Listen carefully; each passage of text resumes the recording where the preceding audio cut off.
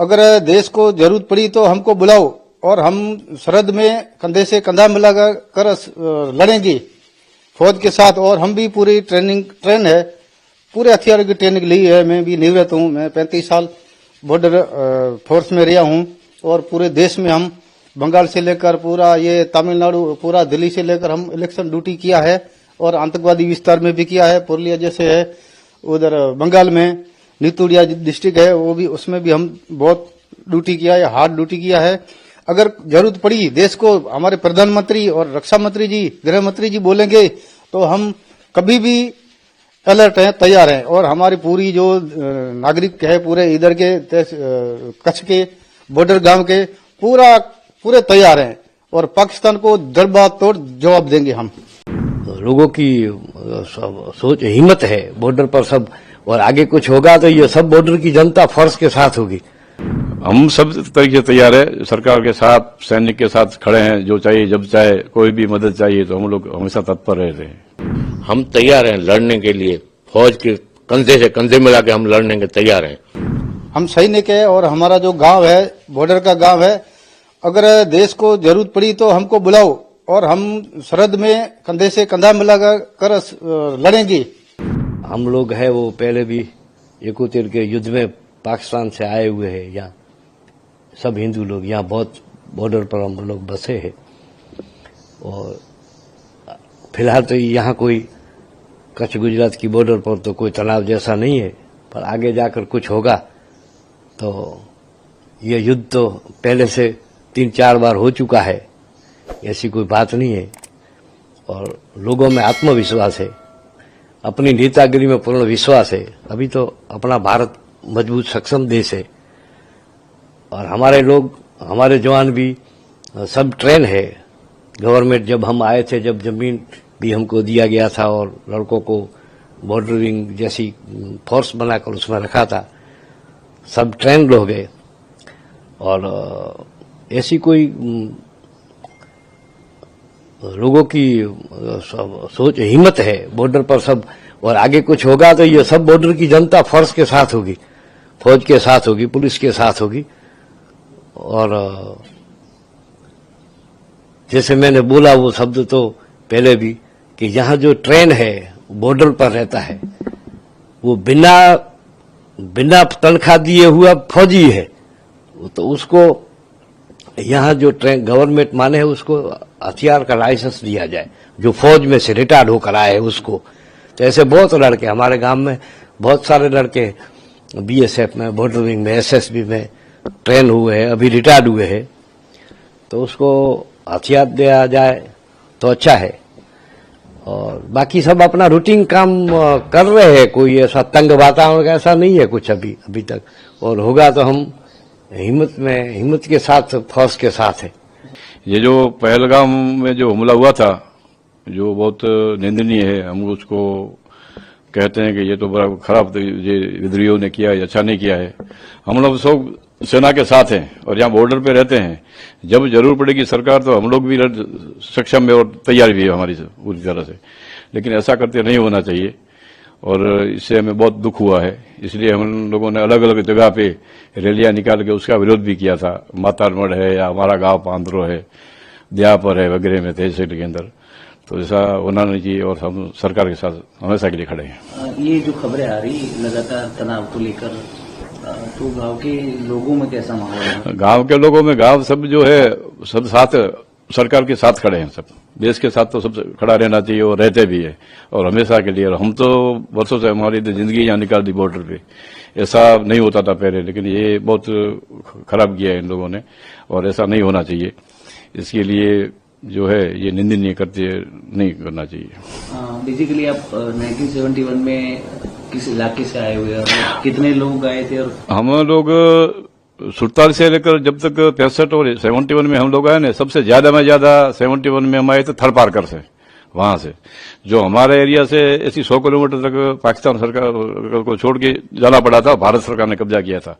तो बाद में हम लोग यहाँ सब जो हिंदू बस्ती है सब जो लोग चले आए थे इंडिया के अंदर, कोई राजस्थान बॉर्डर पे, गुजरात बॉर्डर पे, ज्यादा में ज्यादातर लोग को आए और सरकार ने यहाँ भी आने से यहाँ आए तो हम लोगों को 10-10 एकड़ जमीन दी थी सरकार ने, और नागरिकता हम लोगों को जो आए सब लोग उसमें ज्यादा में ज्यादा हम लोगों को मिली है थोड़े टाइम में, मतलब 8 साल के अंदर हमको यहाँ भारत का नागरिक बन गए और सब पूरी तरह सब लोगों फिट हो गए। अच्छा हुआ 10-10 एकड़ जमीन दी गवर्नमेंट ने और 6,500 रुपया उस टाइम में दिया था, तो लोग अभी सब बराबर ही है, सब बॉर्डर है लेकिन सब बॉर्डर पे। कितने लोग आए थे, कितने गांव बसाए गए? कुछ गांव यहाँ नहीं तो गांव तो बहुत बसाए गए हैं, लोग तो लाखों की संख्या से ऊपर में आए थे और गांवों की गिनती की जाए तो 100 से भी ऊपर हो गया अलग अलग गांवों के अंदर, राजस्थान है लेकर गुजरात तक। लखपत तहसील के अंदर तो 15-20 गांव जैसे होंगे लखपत तहसील के अंदर। सीमा पर यदि कुछ ऐसे युद्ध के हालात उत्पन्न होते तो किस तरीके से तैयार है? हम सब तरीके से तैयार है, सरकार के साथ सैनिक के साथ खड़े हैं, जो चाहिए जब चाहे कोई भी मदद चाहिए तो हम लोग हमेशा तत्पर रहते हैं। ये बॉर्डर विंग क्या है और कब बनाई गई थी, उसका उद्देश्य क्या है, कुछ जानकारी दे पाएंगे? बॉर्डर विंग 82 में बनाया गया था, जो जिससे पहले 1 बटालियन था बनासकांठा, 2 बटालियन कच्छ, बाद में 3 बटालियन बनाया गया था जामनगर। तो हम लोग कच्छ में 2 बटालियन में 83 में भर्ती हुए थे और कुछ हथियारों की ट्रेनिंग वेनिंग भी सब सरकार जो देती है उसे उन्हें जो फौज के साथ बीएसएफ के साथ उसके साथ ट्रेनिंग भी ली हुई है। इसलिए ऐसे यहाँ बहुत लोग हैं जो नौकरी छोड़ दी का रिटायर हो गए, वो सब हथियारों की ट्रेनिंग भी सबके पास है। ऐसा नहीं है कि बॉर्डर पे कोई हथियार की ट्रेनिंग ली हुई नहीं है।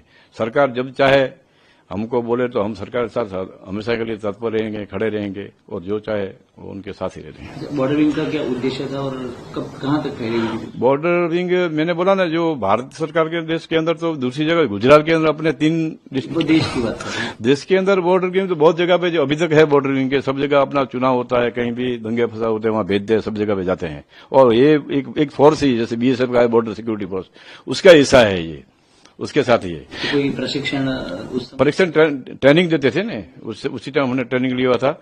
और अभी कुछ है अभी भी? हाँ अभी भी है ना, अभी भी है अपना बनासकांठा, जामनगर, ये तीनों बटालियन अलग अलग है जो अलग अलग जगह पे जहाँ भेजते हैं गवर्नमेंट। हाँ सिविलियन, हाँ ट्रेनिंग देते हैं उनको। सिविलियन को भी जहाँ होते हो तो ट्रेनिंग देते रहते हैं और बाद में जो इन लोगों का नौकरी रहता है जहीं भेजते हैं वहीं भी जाते हैं। जैसे वे बीएसएफ जो है बॉर्डर सिक्योरिटी फोर्स का वो हिस्सा ही है। हम तैयार हैं लड़ने के लिए, फौज के कंधे से कंधे मिला के हम लड़ने के तैयार हैं। और बाकी हमारा गांव तो सुरक्षित है, हम लड़ने के लिए तैयार हैं। हम सैनिक है और हमारा जो गांव है बॉर्डर का गांव है, अगर देश को जरूरत पड़ी तो हमको बुलाओ और हम सरहद में कंधे से कंधा मिलाकर लड़ेंगे फौज के साथ। और हम भी पूरी ट्रेन है, पूरे हथियारों की ट्रेनिंग ली है। मैं भी निवृत्त हूँ, मैं 35 साल बॉर्डर फोर्स में रहा हूँ और पूरे देश में हम बंगाल से लेकर पूरा ये तमिलनाडु, पूरा दिल्ली से लेकर हम इलेक्शन ड्यूटी किया है और आतंकवादी विस्तार में भी किया है। पुरुलिया जैसे है उधर बंगाल में नीतुड़िया डिस्ट्रिक्ट है, वो भी उसमें भी हम बहुत ड्यूटी किया है, हार्ड ड्यूटी किया है। अगर जरूरत पड़ी देश को, हमारे प्रधानमंत्री और रक्षा मंत्री जी, गृह मंत्री जी बोलेंगे तो हम कभी भी अलर्ट हैं, तैयार हैं। और हमारी पूरी जो नागरिक है पूरे इधर के कच्छ के बॉर्डर गांव के पूरे तैयार हैं और पाकिस्तान को जड़बा तोड़ जवाब देंगे हम। सर कोई डर का माहौल खास तरीके से जो लोग हैं वो क्या सोचते हैं इस ऐसे हालात यदि उत्पन्न होता है तो? अच्छा, लोग ये सोचते हैं कि ये बहुत खराब है, आज उधर हुआ कल दूसरी जगह हो सकता है, ये आतंकवादी हैं और पूरे नागरिक तैयार हैं पूरा जवाब देने के लिए। पूरी सिविल पब्लिक है वो भी हमारे साथ तैयार है, कभी भी बोलो हम देश के सरहद पर तैयार है लड़ने के लिए। सर आप बेसिकली 1971 में कहाँ से आए, कुछ आपके इतिहास के बारे में कुछ बता सको? अच्छा, हम पूरा डिफेंस में इधर बॉर्डर ड्यूटी पे थे, राजस्थान बॉर्डर ड्यूटी देश के अलग अलग कोने में। और जो अहमदाबाद जो पूरा ये हादसा होता था, हम कर्फ्यू में भी ड्यूटी किया है। 85 आप बेसिकली थर पाकर से आए हुए क्या? नहीं, हम 71 में आए थे। मैं अपने बीवी बच्चों से मिलने जा रहा हूँ क्योंकि मैंने बहुत ट्राई की है लेकिन उन लोगों को वीजा नहीं मिल रही। ठीक है जी, आपको पता कि डेडलाइन हो चुकी है? हाँ वो तो मैंने देखा, लेकिन अभी कुछ दिन 2 दिन पहले मैंने देखा था कि भाई अभी जो इंडियन पासपोर्ट वाले हैं जो यहाँ पे औरतें फंसी हुई है उसको जाने देते हैं, तो मैं इसलिए वहाँ से निकला हूँ। तो कितने साल हो गए आपकी बीवी को वहाँ? मुझे 18-19 साल हो गए मुझे शादी करे हुए, लेकिन मेरे बीवी बच्चों को वीजा नहीं मिले आज तक। मैं जब भी जाता हूँ यहाँ से प्रूफ जो है वो बना के जाता हूँ, लेकिन फिर भी उन लोगों को वीजा नहीं मिलती। तो आप कितनी बार जा चुके हो पाकिस्तान में? मैं ऐसे तो 10 बार जा चुका हूँ, क्योंकि हर साल में डेढ़ साल के बाद जाता हूँ मैं। जी। इस बार भी मैं आया, उसको 8-9 महीने हुए, लेकिन इस बार मेरी जो बच्ची है उसकी मंगनी थी, इसलिए मैं दोबारा जा रहा हूँ। लेकिन ये जो हुआ तो उसकी वजह से मैं फंस गया। आपको पता है कि ये सिस्टम बंद हुआ कि इंडियन पासपोर्ट वाले को नहीं जाने देते? हाँ, वो तो मैंने देखा, इसलिए मैं नहीं आया था, क्योंकि जिस दिन देखा उसी दिन मैं 30 तारीख को निकलने वाला था। 30 तारीख को मेरी टिकट थी निकलना, लेकिन ये जब हुआ तो फिर मैंने रुक गया। अभी 2 दिन पहले मैंने देखा कि भाई ये जो इंडियन पासपोर्ट है उसको जाने देते, इसलिए मैं निकला वहां से। लेकिन आज यहाँ पे मालूम हुआ कि अभी जो भी इंडियन पासपोर्ट है सब वापस चले गए। तो आपकी शादी कब हुई थी, कहाँ हुई थी? मेरी शादी 2006 में हुई थी। कहाँ पे? कराची में।